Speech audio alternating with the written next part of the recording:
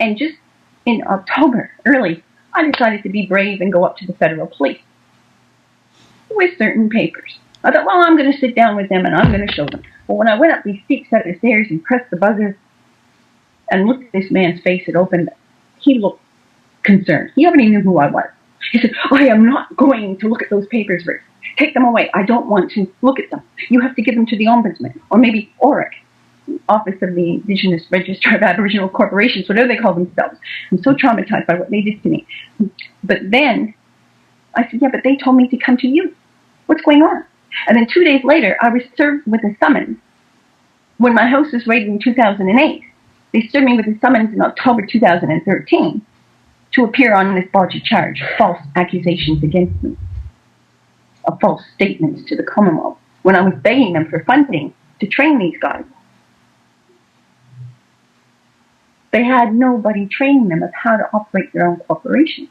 And they were actually managing Wallumbah Aboriginal Corporation, which is their prescribed body corporate, that was designated by Justice Beaumont in the Native Title Determination 97 for them to have a separate prescribed body corporate.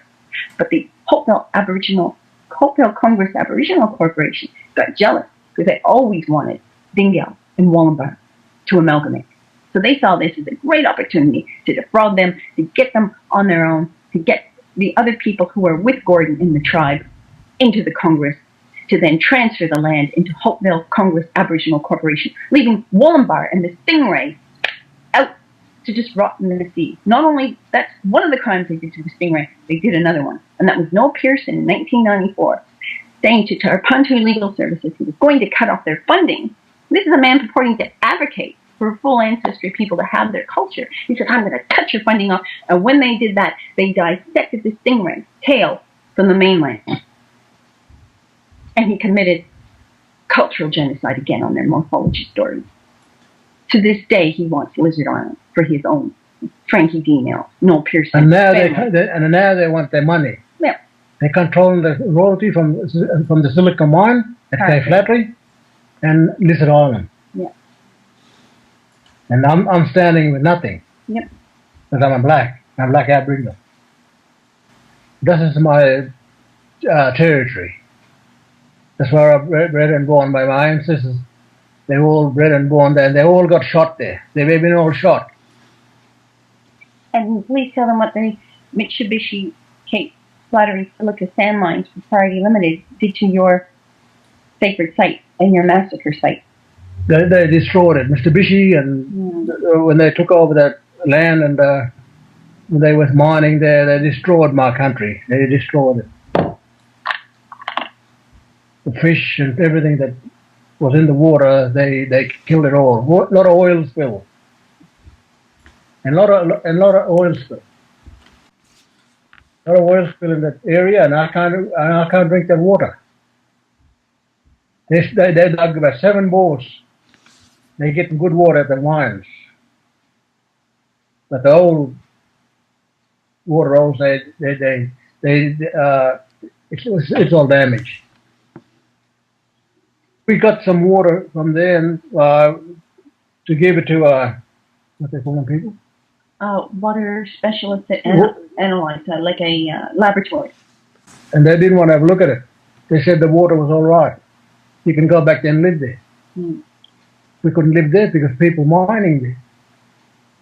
He said you can move into the place of the mines a little bit further north. So we had it separately analyzed, and it proved that it's absolutely polluted, killing crocodiles and fish, and it's actually being pumped out into the Great Barrier Reef, causing a lot of the reef bleaching and damage to the reef, and nothing's being said about it. We had it analyzed, and the water is absolutely contaminated, and it is killing a lot of the fish. Nothing could absolutely live in it with the ecosystems, and it's being dredged out to the Great Barrier Reef and contaminating the Great Barrier Reef. That's why a lot of it's bleaching, and nothing's being said about it. The farmers, cane farmers, sugarcane farmers, are getting most of the blame for it. But the truth is that mine is pumping tons of contaminated water back into the Great Barrier Reef, and nothing's being done about it. So when we reported this to the Office of the Supervising Scientist, who were with the government, oh, nothing's wrong at all. So we took it upon ourselves to actually do some independent studies, and that's what we found. And we have copies of that if people want to buy the email book for about $80 a copy. You would get inside interviews with elders and Hopeville, the way that it was, the way that it still is, and you would be helping the Dingaal Charlie family to get and to purchase lands out of that area because they're dispossessed. And the mine that is polluting is the Cape Flattery Silica Sand Mines Propriety Limited, controlled by Mitsubishi Corporation in Tokyo. We've written many letters and they've ignored us. So we need the public support because the environment is connected with the spirit and with the tradition. And this man is a conduit to the spirit and the traditions that make up our environment. You can't have one without the other. So the more people understand that, the better. You don't have to be afraid of original peoples, which he is. He's not aboriginal. That's for ab-rockers, but original. Ab means not original. So he's original, he's a traditional owner, and he's been chucked off his land, off of his decision-making process. They've denied him his basic human rights of right to sustenance through land ownership, through affiliation to the land. By taking an original person who's spiritually connected to that land and water, because the water is human life, you might as well take a gun and shoot that person or his family. So they're still committing the cultural genocide that the Queensland Police and many others committed on original people, such as the Queensland Police and the settlers, in massacring his people at Cape Flattery. And the other genocide was Cape Flattery Silica Mines destroying his sacred sites. And this is Gordon Charlie. Go to Gal. He is the elder for the Dingaal Charlie family, and he has been denied his decision-making process over his people. He has been denied his right to make decisions for his family and his right to live at Cape Flattery in a safe, secure, non-polluted environment, and one where he is not going to get assaulted by people connected to the Commonwealth and the yes people for the government agenda of putting everybody into one land trust, into one tribe, and destroying that cultural identity. What they took over this island is a sacred place. Mm-hmm. This island was a sacred place, and now they got tourism. When they came to the mission to Hopevale, they didn't consult with my dad when he was alive. Mm. He said, "Who owns Cape Flattery and Lizard Island? Who's the people for the area?" They just went ahead, talked to the council, to Hopevale Aboriginal Council.